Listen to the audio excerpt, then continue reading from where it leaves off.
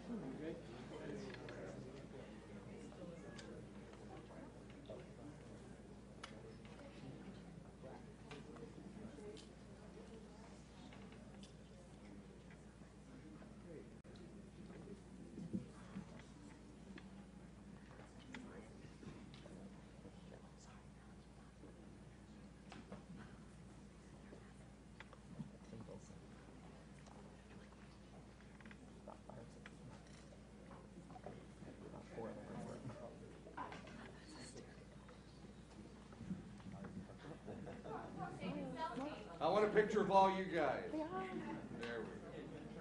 go. No, we'll have Jim do that.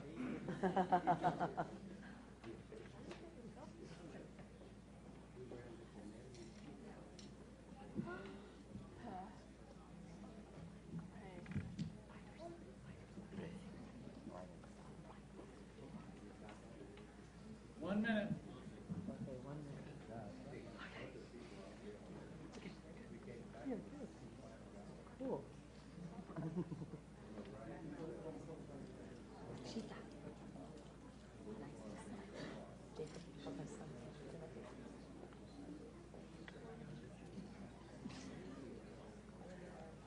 Thank you. 30 seconds.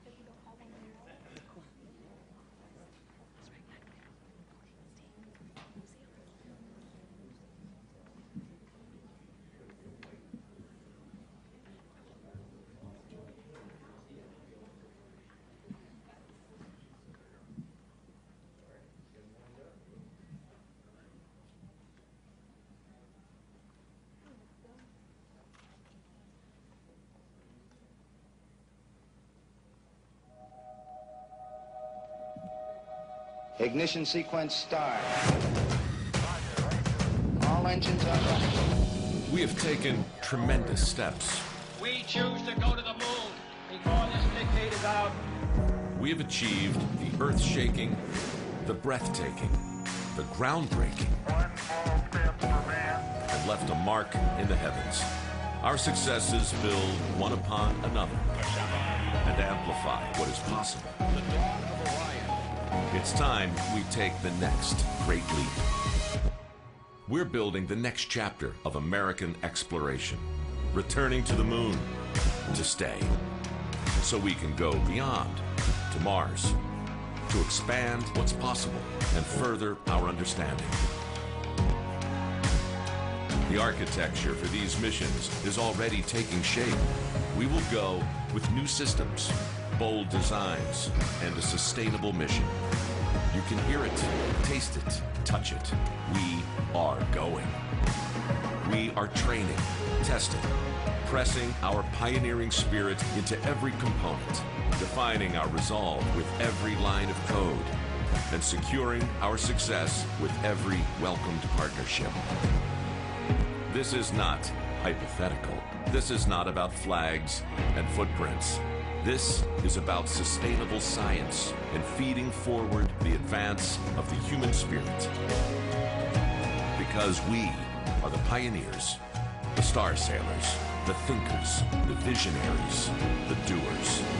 And because we stand on the shoulders of giants to go farther than humanity has ever been, we will add our names to the rolls of the greatest adventurers in history. Every day, every mission, we advance this calling. We are NASA. And after 60 years, we're just getting started.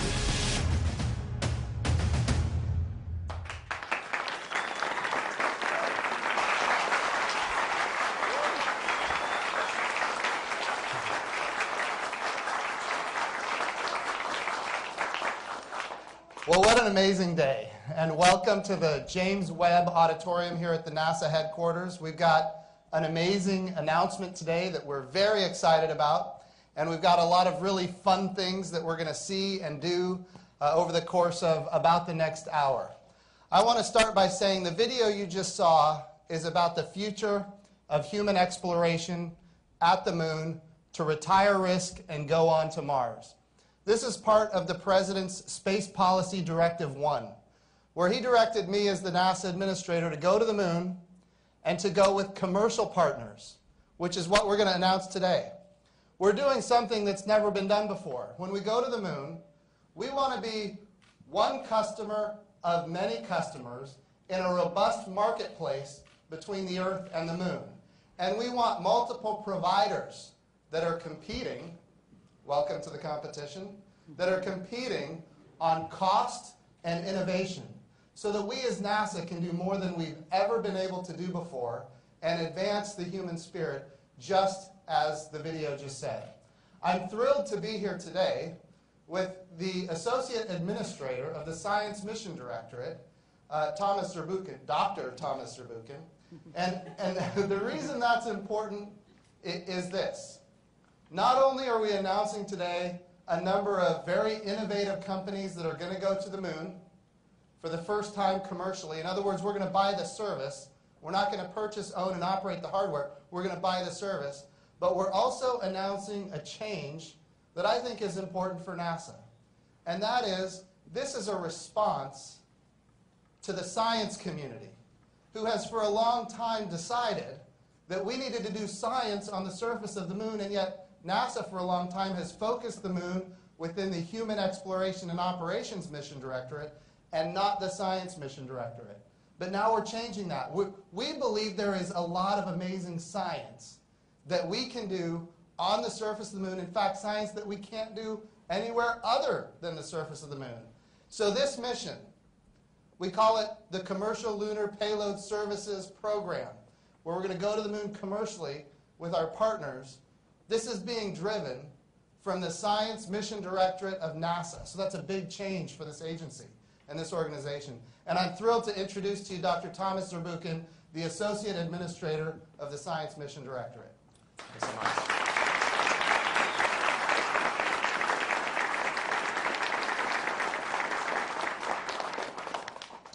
When I was a little kid, just a few months old actually, I don't remember it like you don't remember when you were a few months old. I do. There were humans. He's the smart one. There were humans on the surface of the moon, and with them, right after they landed and put up the US flag, we're so proud of when we have pictures here, they put up a science experiment.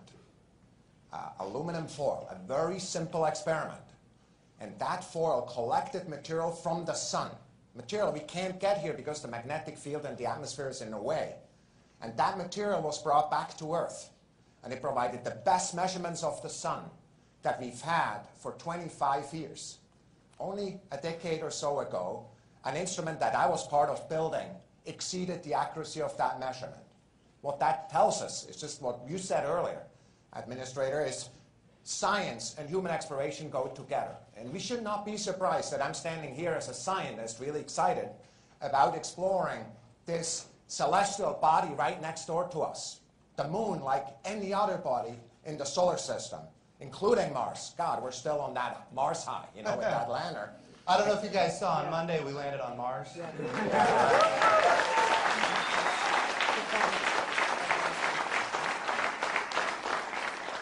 So the moon is full of secrets that we don't know yet. For example, if you really want to decide what the age is of the solar system, just like you look at the rings of a tree when you cut it, if you want to learn that, you go to the moon and you analyze the samples that are there. There are parts of the moon, especially when the sun and the earth are on the same side of the moon, that dark side on the other side there, it's so quiet there that we can see all the way back to the dawn of the universe in a way that we can't do anywhere else, not even on satellites. So we want to go do these measurements there. And the third piece is really exciting, and it feeds back into the human exploration side. On the moon, there's water. On the moon, there are resources, precious resources, and we want to learn how to use these resources because guess what? We want to go back with humans and actually use those resources, perhaps to bring back to Earth or to fuel, to breathe, to drink some of these resources such as water. And we're really excited. The steps to that come from science, the very experiments that we want to fly to the surface of the moon. Awesome. Well, thank you, Dr. Thomas Zurbuchen. We are thrilled to have your enthusiasm for these very exciting missions. In just a few moments, we're going to introduce the folks who have been awarded a contract within the Commercial Lunar Payload Services. But before we do that, I want everybody here to know that in just a few minutes, we're actually going to be going to Goddard. And we're going to hear from scientists at Goddard who operate the Lunar Reconnaissance Orbiter.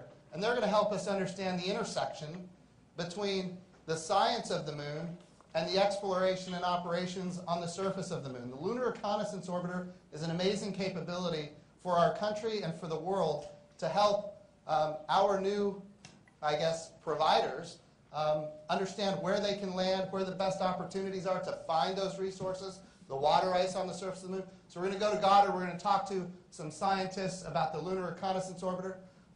Then we're going to actually listen to some young folks talk to us about their own robotics capabilities. We have a number of teams here from First Robotics, and I'll just mention a few of them. The Brainstorm Troopers from Reston, Virginia are here. All right.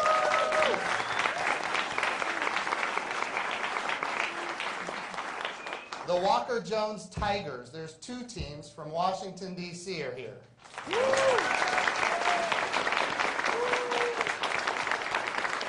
And then we have the Cascades Thunderbolts from Sterling, Virginia here as well.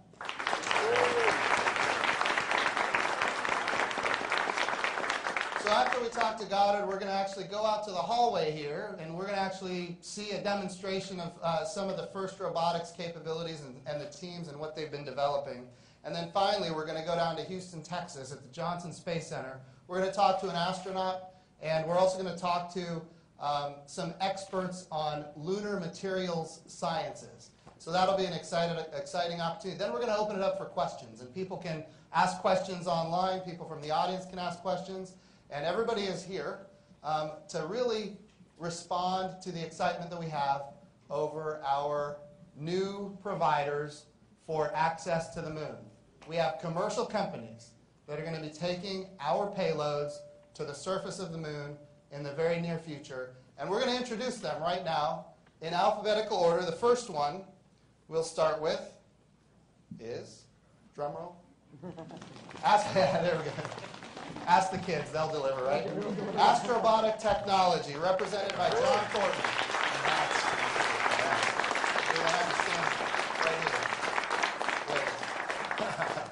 Yeah, you can come on across here. Yeah. All right. Deep Space Systems, represented by Steve Bailey. Congratulations. Draper, represented by Jennifer Jensen. Congratulations. Firefly, represented by Eric Salwan. Intuitive Machines, represented by Steve Altimus. Thank you. Congratulations. Lockheed Martin, represented by Joe Landon. Recognize the Landon. Awesome. Good work. Maston Space Systems, represented by Sean Mahoney. Good work. You got it. Moon Express, represented by Devan Maharaj.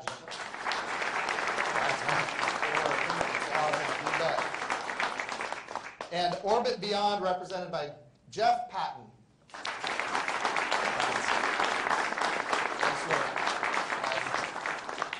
So let's all get a picture here. Can we do that?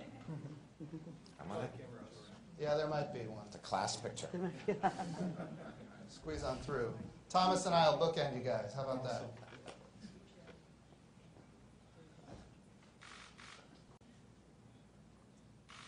Congratulations. Right,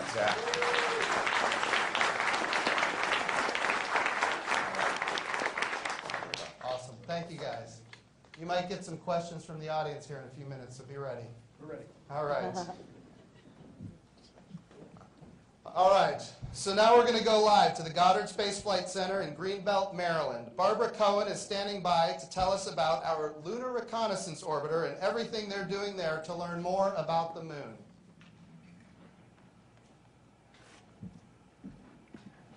Hi everyone, I'm Barbara Cohen. I'm here at Goddard Space Flight Center, where we manage the Lunar Reconnaissance Orbiter for NASA. LRO is a very successful robotic mission. It's in orbit around the moon right now, and it's leading the way for new human and robotic activities on the surface of the moon. There's a model behind me. You can see our great spacecraft. It's been going for 9 years. It started off with an exploration mission to map the surface of the moon for future exploration landing sites. It's gone on in its 9 years to make some amazing scientific discoveries that have created a new picture of the moon as a dynamic and exciting body that we can use to understand the origin of the Earth, the moon, and the solar system. The dual role of LRO as an exploration and science mission has proven to be incredibly successful, with important advances in both realms. LRO provides all of its data publicly, so you can go get it yourself on the Planetary Data System. Some of the data that we create are high-resolution images of different sites on the moon. We create maps of topography, roughness, and lighting. We create thermal condition maps, and we map resources like water ice and metals that we might be able to one day use. We're looking forward to working with NASA's new commercial lunar partners. I've met some of you in person. I'm looking forward to meeting more of you as well. We really want to help you advance lunar science and exploration and resource exploitation on the moon, and with these successful landings on the lunar surface. The LRO team is standing ready to help. We want to identify sites that are close to potential resources, things that have high scientific value.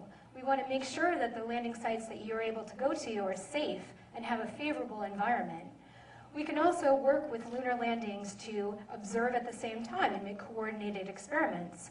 And one of the more interesting things LRO has been able to do is to make high-resolution images of landing sites after assets have landed. So we've imaged the Apollo sites and other robotic landings on the surface, both to see where they are and to see how they've influenced their environment. We're looking forward to doing that again with many more landings on the surface of the moon. So we can't wait to work with our new commercial partners.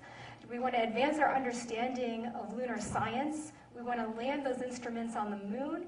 We want to learn more about our nearest neighbor. And we also want to help humans learn to live and work in space.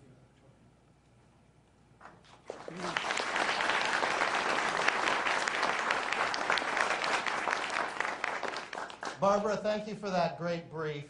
We're all very excited about what you can do to help our new providers support them on their access to the moon. Help us understand. Ultimately, we know we have amazing images. Of course, you guys have mapped the moon in ways that we couldn't have imagined before the Lunar Reconnaissance Orbiter. And we know that we can get images after they land. Are there things that you can do while they're in the process of landing on the moon to help them be better as they land in real time? There may be. It depends on the landing date and our viewing geometry. So LRO isn't everywhere around the moon all the time, but we are working with some upcoming missions to try to pick landing dates that have favorable viewing geometries. We want to observe the plumes as the landers land and kick up dust and disturb the environment. So there are definitely coordinated activities that we want to pursue. Awesome. Well, Barbara, we appreciate you very much. Barbara, thank you for the great brief. We look forward to working with our commercial partners and, of course, the Lunar Reconnaissance Orbiter to make sure they have everything they need to be successful. And we thank you for all of your support and all the support from the Goddard Space Flight Center. So thank you so much. And yes, please.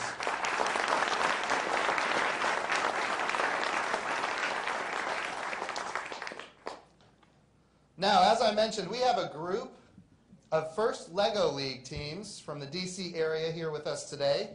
This year's first LEGO League challenge is called Into Orbit, and is centered around exploring and innovating in space, just like these companies are going to be doing in the very near future.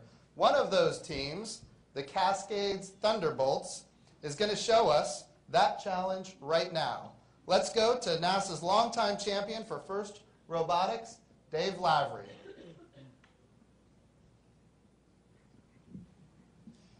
Thank you.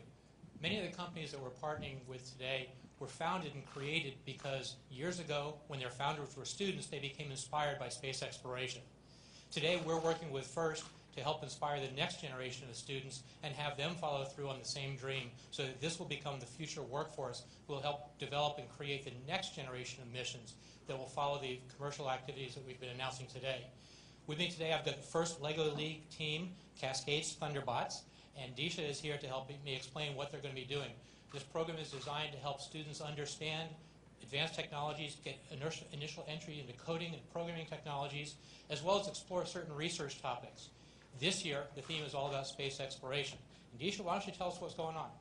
Sure. So this is our robot. And the first mission that it's doing here is called space travel. So basically what it's doing is it's going to attempt to drop 3 different compartments onto the space travel ramp. But it looks like it went a little bit too far to do that.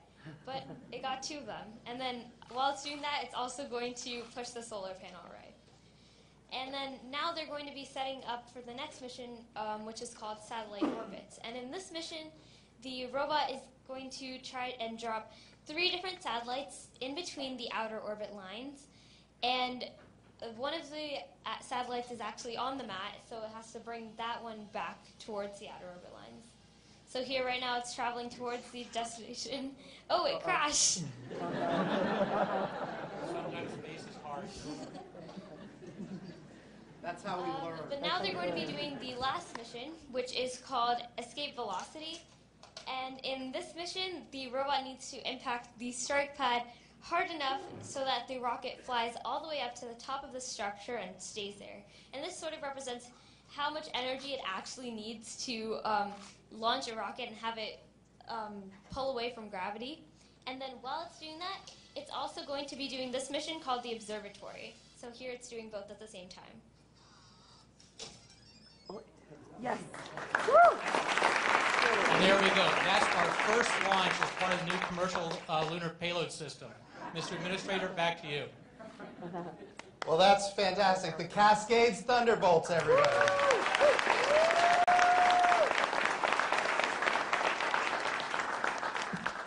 So one of NASA's missions is to inspire the next generation. And of course, when we land things on the surface of Mars, as we did just on Monday, you think about how many people in the world saw that. Raise your hand if you're in this room and you saw that as it was happening. It's really amazing. It was on the cover of, did I hear a clap down here? All right. It was on the cover of over 200 newspapers worldwide, and that's just what we've been able to gather. It's probably a lot more than that. And that's how we inspire the next generation. And things like the LEGO League, the First Robotics LEGO League, is another opportunity for us to get that next generation involved. And we're so excited about them eventually stepping up and taking the place of these companies that are taking us to the moon here in the near future. Now we're going to check in with our Johnson Space Center in Houston, Texas. Astronaut Stan Love is going to show us a simulation of moon gravity, and scientist Andrea Mossy is going to discuss lunar samples brought back during the Apollo era.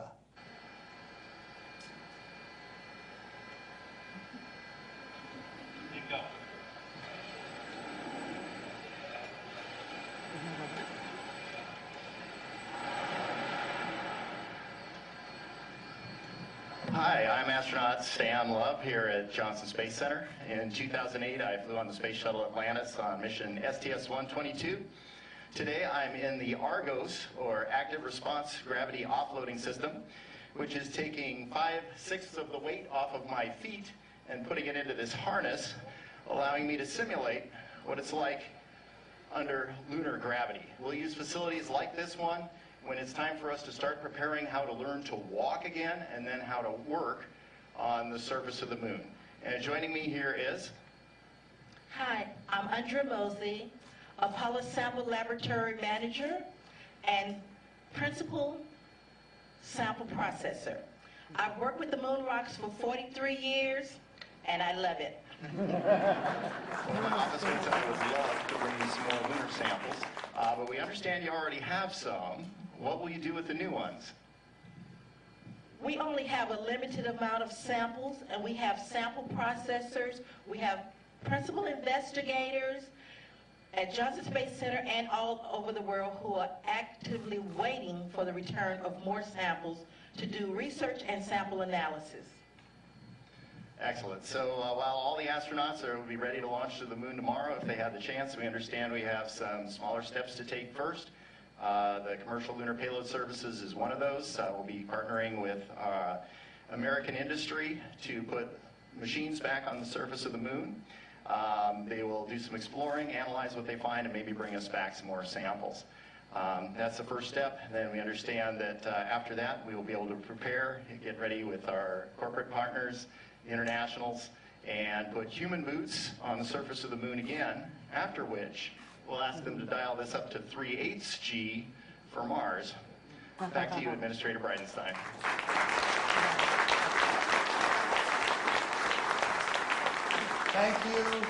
Thank you so much, Stan and Andrea, for your great work, and we can't wait to see what's in the future for both of you, as well as for what we're able to accomplish as an agency.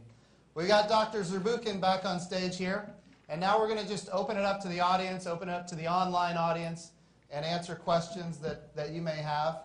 And I'd like to start by going to the FIRST robotics students that are here. If there are anybody among the FIRST robotics that might have a question. That's great. We'll start right here. This young man right here in the blue shirt in the front. Oh, actually, I guess it's already been determined for me. We're going to start right here. Yes, sir. Can you tell us your name first? I'm Gabe Aparicio, and I'm from the FLL Team 103. Awesome. And our question is, we learned that you can use 3D printers to create parts that may not exist. This is called fabrication. Can the astronauts do their own 3D printing on the moon if you deliver the raw materials to them? Thank you for taking our question. The answer is absolutely. And not only do we need to deliver the raw materials for them, we'd like them to take a 3D printer to the moon and actually use the materials of the moon to develop what they need to survive on the surface of the moon. So the idea, we call that in situ resource utilization, utilizing the resources of the moon for exploration, discovery, and science. Dr. Z? I'm actually really interested. And, you know, of these companies here, who uses 3D printing now? There's some, see? Even the majority of the companies. You see, so the printing that you're asking, that printing question you're asking, is a question that is really starting to move the industry. So by the time you're a scientist or an engineer, this is going to be common practice pretty much anywhere we go. There's even rockets right now that are being, parts of rockets that are being designed in 3D printed. And how cool would it be if we could take rocks from the moon and turn it into a 3D print that actually can build houses, can build, you know, machines that we could use up there? I love the question. It's already happening, man. I love the hat, by the way, too. Can he wear it for a minute? That would be a very bad idea. All right, there's got to be another question from FIRST Robotics. So my name is Neha, and I'm from the Cascade Thunderbots. And so my question is, if astronauts are headed towards long-term space missions, and then there's clearly going to be radiation, if all the materials are already sent towards the moon, how are you going to protect the astronauts from all the radiation? It's a wonderful question. There's a number of ways to do it. The radiation can be mitigated by just having it impact material before it gets through and hits the astronauts. That's a big challenge, though, because you have to have a lot of material to interact with that radiation to protect the astronauts, and that's very heavy. And when you think about things that are heavy, it makes it very expensive to get those things into space. So it presents a big challenge. One of the ways we can mitigate the effect of radiation on a trip to Mars, for example, the way to mitigate it is to get there faster. So there will still be exposure, but if we can get there faster, maybe 2 or 3 months instead of 7 to 9 months, it limits the amount of exposure. So in order to do that, we have to have advanced propulsion capabilities. We're talking about things like maybe even nuclear electric propulsion or nuclear propulsion in general. So these are things that we need to be able to develop so that we can get there faster to protect the humans on their way to Mars. Once you get to Mars, or even on the surface of the moon, where there's a lot of radiation on the surface of the moon, there are ways that we can, once there, protect our astronauts. The way to do it is to go underground or build a habitat and put lunar regolith or parts of the surface of Mars on top of those habitats to create as much protection for the astronauts once they're on the surface of another world, as much protection as we can. So it is a big challenge. NASA's working on it, and we've got to figure it out because ultimately we want to go to Mars, and when we get there, because Mars it's in an orbit all its own, it's not like the moon. The moon and the Earth, we're always together. Wherever we are around the sun, we're together. Well, Earth and Mars, sometimes we're on opposite sides of the sun.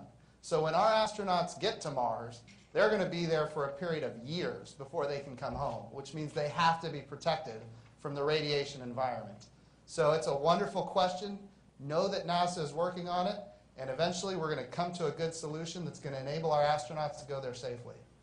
I would guess that in the first 4 landings on the surface of the moon, there will be at least one instrument that is just like what you said, focused on radiation, because we care about it so much. We care about it so much that, do you remember that spacecraft they talked about, the Lunar Reconnaissance Orbiter? Even on that spacecraft is an experiment that is focused on radiation and measures right now how it's working. So everything the administrator said, of course, is entirely correct. Of course. But the thing is, we're doing that. It's all about science that really, opens the path for human exploration for us to know what to do. And we're learning that right now, and we'll learn it through these services. Awesome. All right, we're going to go to the audience here. Questions from the audience? Go back to the 2 kids here. Yeah, we want to start with the children? Yeah, that'd be great. Yeah. Not your children, young adults. He has his hands up since the beginning, so I'm like... My question is, if you want to take humans to Mars, I think there would be 3 ways to do that. Using solar energy, battery power, and gasoline. If you use gasoline, that would be the source for when everything runs out. And if you use battery power, that would be for the source when the solar energy goes out. Yeah. And to protect yourself from radiation. I sort of thought of a solution. Yeah, so you should put... You're exactly right. Foam inside of the suits and water. We're with you 100%. So right now, NASA is developing those kind of capabilities. In fact, we're developing right now what's called Gateway, which is going to be in orbit around the moon. Think of a reusable command module or a small space station in orbit around the moon. And that particular spacecraft is going to have solar electric propulsion that's going to enable it to maneuver all around the moon. And it might come to a day where our providers that are going to the surface of the moon could use the Gateway as either a stopping point on the way to the moon or a stopping point on the way home from the moon. So these are all great capabilities we have to develop for the future. So thank you for the question. Other questions? Keith Kelly, NASAWatch.com. I don't want to be Debbie Downer, but I have a question. I'm looking at your fancy Moon to Mars logo, and 15 years ago, almost to the date, I sat right over there. when President Bush had the different arrangement of words and said, we're going to go back to the moon in about 10 years. 15 years later, we're still 10 years away or so from humans. Your Mars charts stop with Mars sample return. Your moon charts stop with a single human landing. There's no from there to here bridge chart. And I'm kind of wondering what NASA's been doing in the ensuing 15 years. I mean, I know the answer, but I want to hear yours. Yeah. I mean, the only thing that seems to have changed is the color of the carpet in this room. Negative. Negative. That's not the only thing that's changed. If you look at Space Policy Directive 1 from the President, he says we're going to the moon, but we're doing it in a way we've never done before. So what that enables us to do, according to the Space Policy Directive, to partner with commercial industry. In other words, going back to kind of my original statement, NASA becomes one customer of many customers, which spreads the cost, and it actually reduces our risk. It spreads the risk as well. So our cost and our risk is lower than it otherwise would be. And we have multiple providers that are competing on cost and innovation. This has never been done before for a trip to the moon. And when we think about the way we're going to the International Space Station right now, we've already proven it with commercial crew, or I should say with commercial resupply, and pretty soon with commercial crew. So we're taking what we've learned from our experience with the International Space Station to drive down cost and increase access, and we're applying it to cislunar space, and it starts with the Science Mission Directorate. So to answer your question, Keith, and I think this is important because I get this question a lot, this is not going to be Lucy and the football again. We're not planning to go to the moon, and then we're going to not go to the moon. The reason this is more resilient than before is because we have commercial partners that have customers that are not necessarily NASA, and NASA can be a customer. And we have international partners on a level that we've never seen before on the planet. More partners than ever before, and their level of excitement is as high as it's ever been. Everybody is ready to go back to the moon, and that is ultimately going to build resilience into the system so that this time when we go, we're no kidding going to go. Thank you for the question.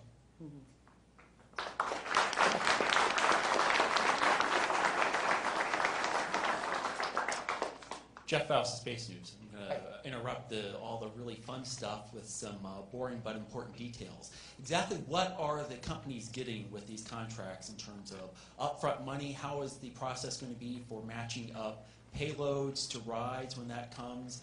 You know, just some more of the details about exactly what is being awarded and the reason why we're here today. Thanks. So what the companies are through that is they're becoming part of the catalog, so to say. And as part of that, they will compete for tasks that we're going to put out there in weeks and months from now. So we're not going to sit on our hands on this and start to put tasks out. The companies then can propose to complete these tasks, and we want to move forward on that. So what they're getting is that. How they're going to bid that exactly is entirely up to them. They're also going to choose how they get to the moon. For example, what launch vehicle they're going to choose as part of the service that they're doing. So what there are as part of that is really a set of options that we're going to exercise. I just want to say, Jeff, and of course you know that this catalog will change over time. We actually expect that we'll create other on-ramps. We already told that there's companies that may be invented right now or some that will also want to be part of that. History also shows that as we go forward on doing such difficult things that sometimes companies merge, sometimes other things happen, but the catalog will change. This is an entrepreneurial activity. And we want to be first customers, not only customers. We want to be first customers with a broad set of other customers that are out there both nationally and internationally. So that's what they're getting. We have a question that's coming in on the phone line from Leonard David, National Geographic. Can you hear us? Yeah, hi. Hi. Can you hear me? Loud and clear. Okay, thanks. Very good opportunity today for a lot of private groups. And maybe I was busy keying in here, so I may have missed the preamble. Does NASA have its act together right now on the types of experiments that you want to send to the moon to begin with? And the other thing that has miffed the lunar community is that you canceled a lunar mission to look for ice And is it conceivable that could be reinstated in the future? Thank you. So first of all, this is Thomas Serbook, and you don't see me, the guy with the accent.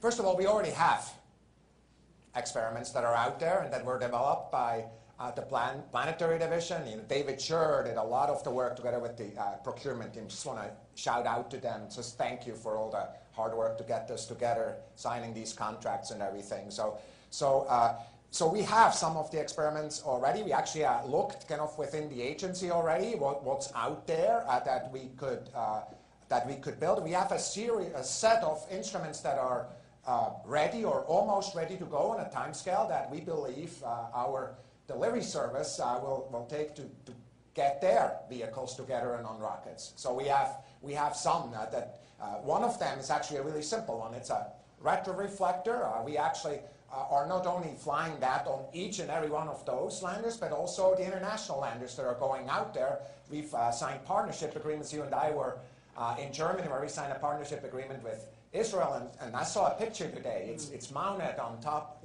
of that lander. See, together with many of these retroreflectors, we can do unique things about the science of the moon and also the infrastructure relative to timekeeping and otherwise that comes from being able to communicate with lasers back and forth. So yes, we have some instruments. Some of them are actually the very instruments that you refer to, resource-focused instruments, whether they're ones that look below the surface in gamma rays or neutrons, or look at samples off the surface like mass specs and so forth. We have, as you know, of course, we've continued to support those instruments, both together between human exploration and science. And you're also aware of the fact, of course, that rover of the type, a mobile platform of the type that was similar to the one that you mentioned, is actually part of our plan. And kind of in no way have we stopped working on this. Quite the opposite. We put a lot of energy in it. Actually, Steve Clark, who is our Deputy for Exploration and Science, is making it a key focus, his personal focus, to really drive that forward together with the various parts of the agency and providers that are out there. So yes, we have instruments, and yes, we're going to pull that rover forward and going to land on the surface of the moon in a few years. And I think one of the important things to recognize is with 9 different companies all capable of getting to the moon, in fact, we can get to more parts of the moon than we've ever been able to get to before to test different regions of the moon. You know, a lot of people don't realize from 1969 up until 2008, a lot of scientists, they don't recognize it now, but a lot of scientists at the time believed the moon was bone dry. Of course, now they tell you, oh, they knew all along there was water ice on the surface of the moon. But a lot of people really believed the moon was bone dry. 2008, India made a discovery. 2009, NASA doubles down on that discovery. Now we believe there's hundreds of billions of tons of water ice on the surface of the moon. And we're going to be able to explore more parts of the moon than ever before because we have multiple providers. We're not just sending, one rover to one spot on the surface of the moon. I understand we've got a phone call question from Rebecca Boyle of Air and Space Magazine. Hi, thanks. I hope you guys can hear me. I have kind of weird audio here. Loud and clear, Rebecca. Okay, great. Thanks for taking my call. Question. I guess I'm hoping you can both talk about sort of the pace for this program and why it's a little bit slower growing maybe than what we might have learned from Apollo. The smaller commercial rovers early on, mid-sized landers later, and several years from now, crew-carrying landers. I guess what's the benefit of doing it on that sort of slower evolution time pace, and what do you hope to learn from that process as opposed to setting more ambitious deadlines? So it's actually interesting. I would have actually said that the timeline that we're putting in front of us to get to the surface of the moon is unprecedented. We've never done anything that fast. It's that simple. And so for me, in all of history, by the way, I think the only thing that rivals it is Explorer 1, where as a reaction after Sputnik, kind of historically, we put payload out in low Earth orbit to the surface of the moon. This is the fastest. The reason we're doing it so fast is because we think it to be an important part of a multi-level strategy, a strategy that has on the one side speed and really the growth of an industrial sector that is in the US and allows us to really create strength and grow that market, take some ambiguity out of the system by being customers, one of many. On the other hand, we have other things that take a while. For example, when there's payloads with pulse, humans that are going there, we want to take the appropriate time so they're absolutely safe. Will every one of those landers that we're talking about be 100% successful? I doubt it. What we're doing is really hard. We're going at high speed. No offense. We're perfectly fine.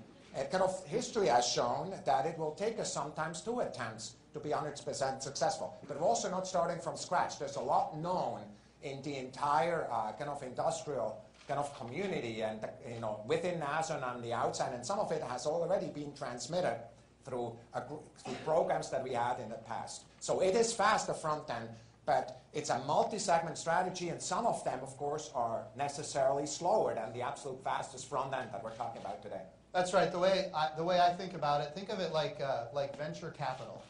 Our investment is low because we have other people that are investing. In other words, private sector, they're going to have customers that are not NASA. Our investment is low. The risk is higher than it would otherwise be. But we have more providers. In other words, the portfolio is larger, so we can take risk. And the way I like to talk about it, the way I've heard you talk about it, we're taking shots on goal here. We're trying to get it done fast. We're trying to very quickly develop an American capability to deliver small payloads to the surface of the moon and then grow from there. And we want medium-class landers. We want large-class landers. And, of course, we're going to have human-class landers within a decade. All of that being said, we also want to get there fast. So when the human-class landers are there, they have the opportunity to maximize every moment of time that they have when they're there. So that's a fantastic question, and we appreciate it very much. We're going to go to social media now. I understand there's a lot of social media questions that are coming in, yes, and I don't know where to get those. Yes, sir. This is from Twitter user Spike Page. Okay. Does NASA see itself becoming a part of an international lunar habitat similar to the ISS in the coming decade? So you're talking about a lunar habitat similar to the ISS in the coming decade. That was the question. I think that it is possible that we can have a presence on the moon with humans, not permanently at that point humans, but within a decade we will have humans on the moon intermittently along with landers and rovers and robots.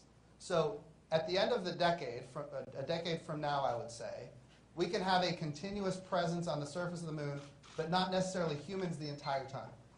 And I think from there we build.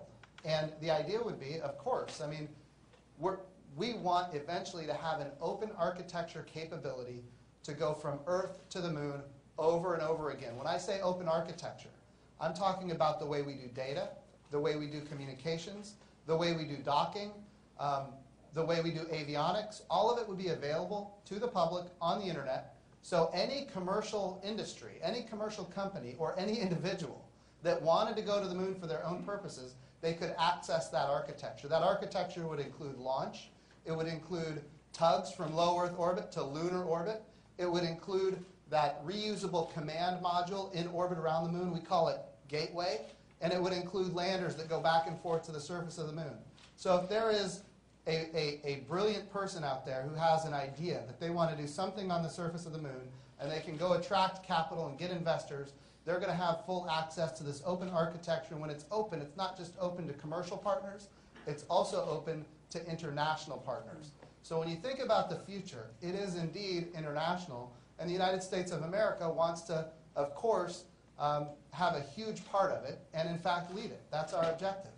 But again, we want to do it in a way where we can do far more when we get commercial and international partners than we could ever do on our own. And that's one of the reasons, going back to Keith's question earlier about how is this not Lucy in the football again? Well, when we do it in this open architecture way, it builds sustainability, which is part of the President's first space policy directive. Okay, I was told another social media question. Sure. This is from Twitter user Miguel Best.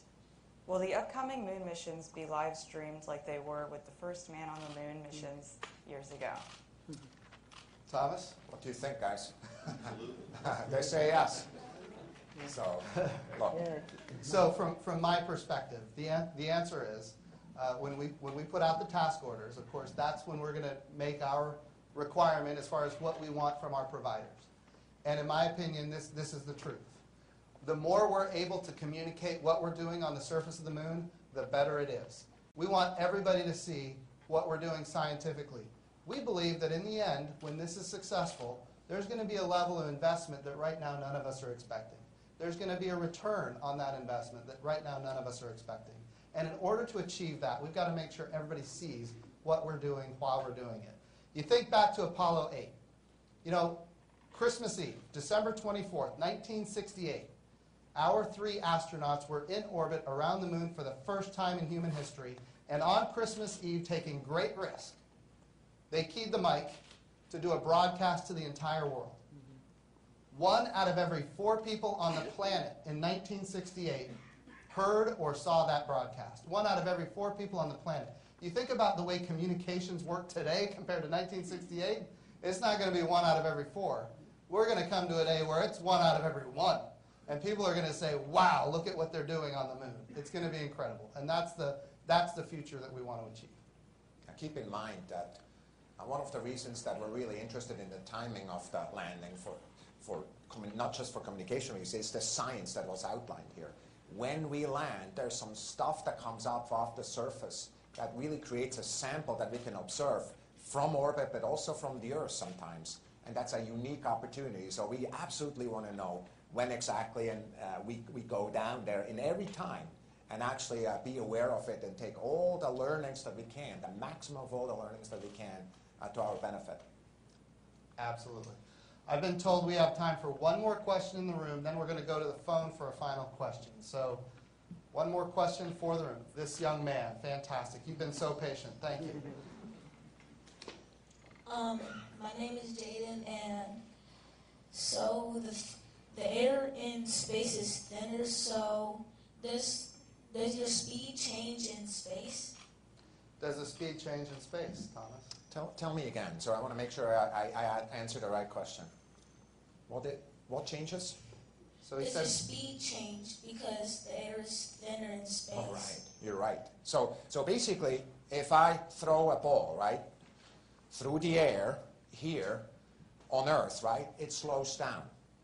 So if you are in space and you throw a ball without the air, without that friction, it just keeps going. And so you're right, it's a speed change because of that. So it slows down here, but it doesn't up there, just because of the fact that it's an entirely different environment. We can also change the speed because of the fact that we can boost it using propulsion, like boosters behind it, just like you see in some of these star movies you've seen, right? Kind of whatever they are about astronauts out there, like you can boost yourself. So you can also change it, especially going to the moon and landing.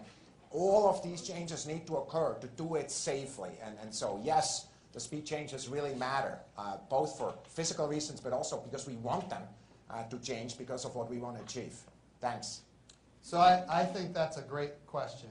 And when you think about some of Thomas Zurbuchen's favorite people, you probably think about Sir Isaac Newton maybe and his laws of motion. And so the idea is, as he mentioned, when you throw a ball in the atmosphere, there's friction. The air catches that ball and it slows it down. Well, in space, there is no air. And then when we think about how do we get to orbit, because really that's what your question is, how do you get to orbit? Well, the acceleration of that ball is as fast as the acceleration of gravity towards the Earth. And so the ball is going around the Earth all the time with nothing slowing it down, depending on how deep the orbit is. But at the end of the day, it can just stay in orbit for a very long period of time. And the further you get from the Earth, when you're in that orbit of the Earth, it'll be there forever and ever and ever. We've got satellites that are in what we call geostationary orbit and even beyond geostationary orbit that are going to be there for thousands and thousands of years. And that's the difference between that area of space. You say it has no air, and therefore it has no drag, and it can stay there for a very, very long period of time. And that's a good thing when you want it to be good, and it can be a really bad thing if your satellite has a problem or if it blows up, which has happened from time to time, and then you've got debris out there in space. All right, so we have one more question, I understand, from social media. Or is it from the phone? From the phone. Megan Bartels is what I'm being told. Megan Bartels on the phone from space.com. Hi, can you hear me? Loud and clear. Wonderful. So I was wondering if you could talk a little bit about the criteria that were used in making this decision and what sort of materials the companies needed to provide. So frankly, what we tried to do on this one is to go relatively broad. It makes no sense to us to go select out based on kind of some criteria that we may come up with using our own development cycles to cut down the competition. We believe what should decide on the success and the viability of each one of those partners should be how they deliver these services that we want. So we went with a really broad set of criteria that really ask questions about the overall viability as companies, their likelihood to be able to deliver these services, but we did not go in very deep depth relative to the technical capability, because frankly, that's going to come next when we're going to talk about the very actions that are, the tasks that are going to come our way. From procurement, did you want to add any comment to that? No, sir, you did a fine job. All right. Thank you so much. Well, what an amazing day that we've had today. This is a great announcement. This is really the first step of moving forward in the President's first space policy directive. We're going to the moon. We're going to utilize our commercial partners. We're going to utilize our international partners. We're going to retire risk. We're going to prove capability and technology. And ultimately, we want to take it all the way to Mars. We're going to utilize the resources of the moon, which is something that has never been American policy before, but it is now. And we're going to use our commercial partners in order to help us not just know where those resources are, but help us understand how do we take advantage and utilize those resources. Specifically in this case, we want to take advantage of the water ice that we believe is available in hundreds of billions of tons on the surface of the moon. So what an amazing day. I'm so proud of this agency for coming to this point so fast in trying to accomplish the President's vision for space. And I'm proud of these companies that have stepped up to the plate in rapid fashion to put together their proposals and their ideas for how we can best take advantage of the moon. So thank you all so much for being here, and can't wait to see what the future holds. Thank you so much.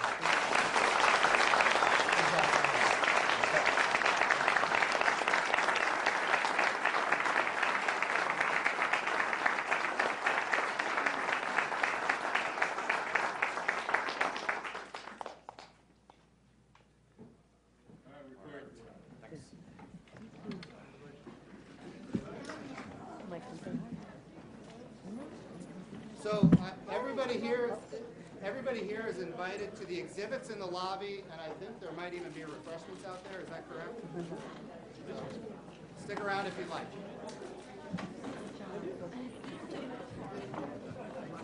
Thank you. We've got a lot of fun. A little space, yes.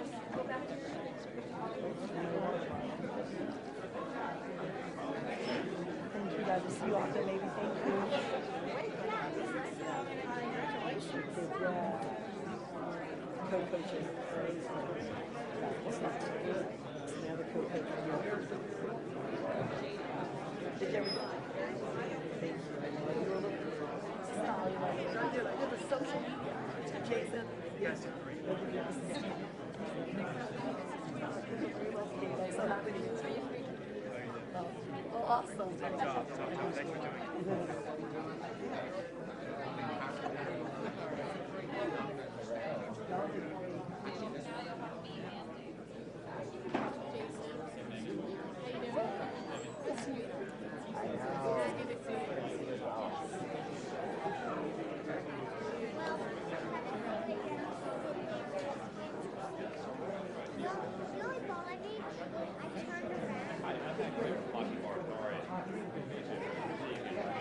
Turned around.